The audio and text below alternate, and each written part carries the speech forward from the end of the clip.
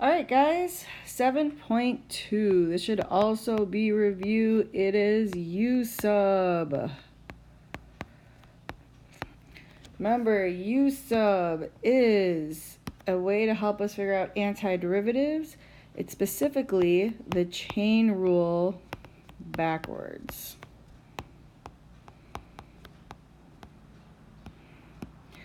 Now, here's the deal.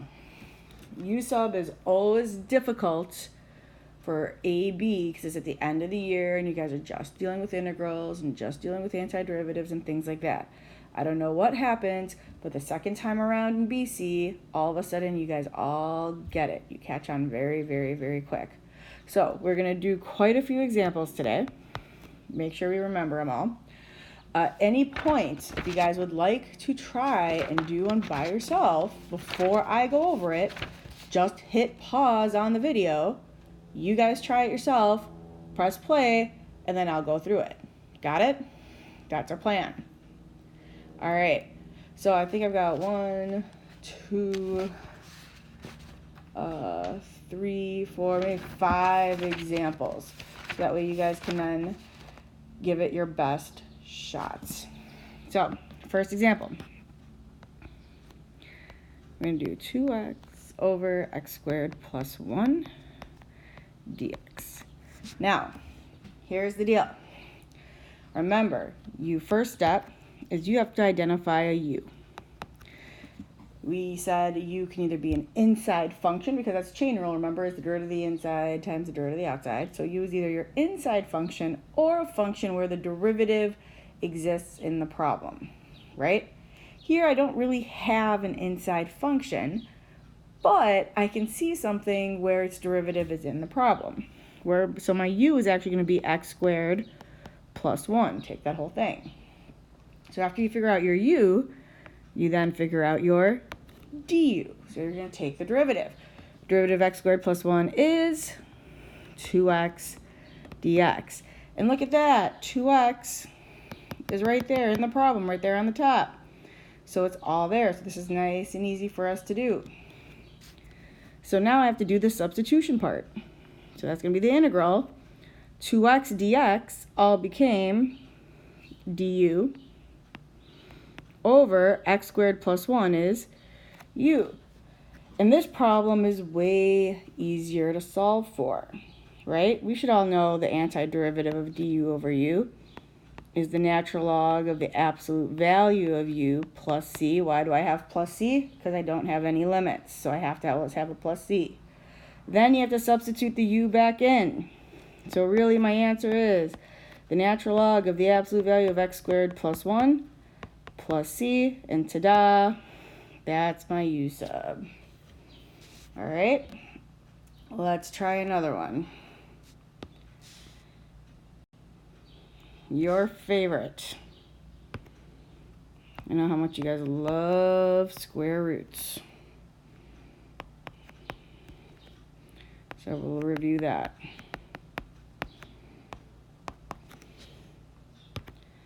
So again, we first figure out our u. This time we do have an inside function, don't we? Yeah, 3x squared plus 5. So that's going to be our u. Take our du.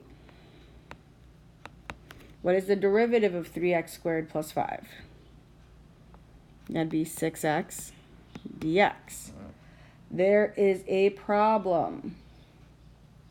The problem is that 6. We don't have an extra 6 just hanging out in the problem. So I've got to move that 6. Remember we used to call it the loser friend, the one that was always kind of tagging along? Got to move that loser friend over to the other side. But instead of just dividing by 6, I'm going to just do the same as multiply by 1/6 du equaling x dx. Now I can do the u sub. The 1/6 is going to go on the outside. The integral. X dx, that's over here. That's my du, but remember that goes at the end. And I really have the square root of u inside my integral. Now let's remember, every time we see a square root, you rewrite it. So this is really 1/6 the integral of u to the half du. Don't fight it, rewrite it. Every time we see that square root. And this is just a power rule. That loser friend of 1/6 is just tagging along, is just coming along. And now I have to do that power rule where I have to add 1. So 1/2 plus 1 is 3/2. But instead of dividing by 3/2, because we don't divide by fractions, we're multiplying by the reciprocal. And the reciprocal of 3/2 is 2/3. And I don't forget my plus c. Now let's reduce. 1/6 times 2/3. That's going to be 2/18 or 1/9. My u, I have to put my u back in, is 3x squared plus 5, still to the 3/2 power, plus c. And that is our final answer. And there is that example. All right. Let's try another one. Let's see. This is one that maybe you guys might want to stop the video after I write down the problem and you guys can try it on your own. Just press pause. And see if you can try and figure it out. If not, here we go. Get our u. My u. Again, this is one of those problems where I don't really have that inside problem, but I see a function where its derivative exists in the problem. So for example, my u, I think, should be natural log of x. Because what is the derivative of natural log of x? Well, it's just 1 over x dx, and that's right there. This x that's down there is really 1 over x dx, right? So now when I do my substitution, I've got the integral of u, and dx over x just becomes du. Look at that. That problem's super easy to solve. That's probably one of the easiest problems we've ever had to solve. Antiderivative of u. U squared over 2 plus c. What you have to do to the u is put it back. So it's just the natural log of x squared over 2 plus c. And there you go.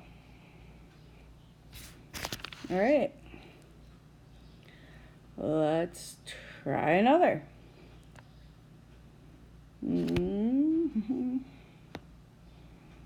This one we totally did last year, and this one was on your quiz and your chapter test, and hint, hint, hint, it's probably still going to be on your quiz and on your chapter test. So make sure you guys are solving this problem. The example is the integral of the tangent of x dx. You do not know this antiderivative. You cannot solve for it the way it is. So we have to rewrite it as sine of x over cosine of x. Now we can do the u sub. Remember, it's really easy for you to say, hey, u is going to be sine of x because the derivative is going to be cosine of x. But can you have the derivative in the denominator like that? No. So you have to go the other way around. U is going to be cosine of x. The derivative of cosine of x is negative sine of x. I don't have that negative. It's that loser friend I'm going to put on the other side. And then I have sine of x dx. Now we can do this problem. You've got negative. Don't forget that negative. The integral. Sine of x dx all becomes du over cosine of x becomes u. We've done this problem already. The antiderivative is you have negative the natural log of the absolute value of u Don't forget our plus c, and then plug that u back in. Negative natural log, absolute value of cosine of x, plus c. And there we go. All right, one more example for this one. Last example. Again, you can pause this at any time and you guys can try it by yourself. This one, I'm throwing in limits.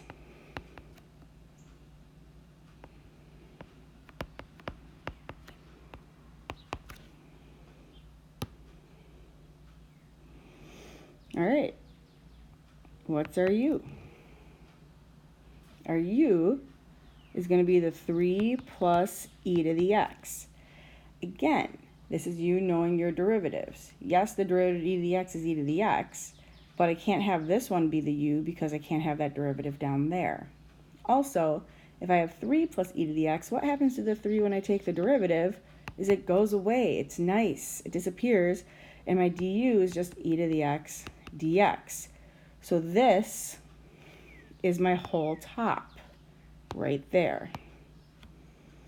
So my substitution is literally just going to be du at the top over u at the bottom. Literally just did this problem. Antiderivative of du over u is going to be the natural log of the absolute value of u. Don't have a plus c here because I've got limits. But before I use my limits, I have to plug in my u back. So it's the natural log of 3 plus e to the x going from 0 to 2. And from what we remember from last year, we do top minus bottom. So I've got the natural log of 3 plus e squared minus the natural log of 3 plus e to the 0. Well, e to the 0 is 1. 1 plus 3 is 4. And that's your answer. This is non-calculator. You don't know those, so keep your answer just like that. All right. Homework. This should be assignment number 3. If we are on track still, this is August 19th. You are on page 341. This is 7.2, and you are going to do 1 through 41 odd and 54 through 66 even. All right. Tomorrow will be 7.3 for a couple days. That'll be a new BC topic, so I'll take a couple days. And that's it. We'll be reviewing, and you'll be doing Khan Academy for a few days. Good luck.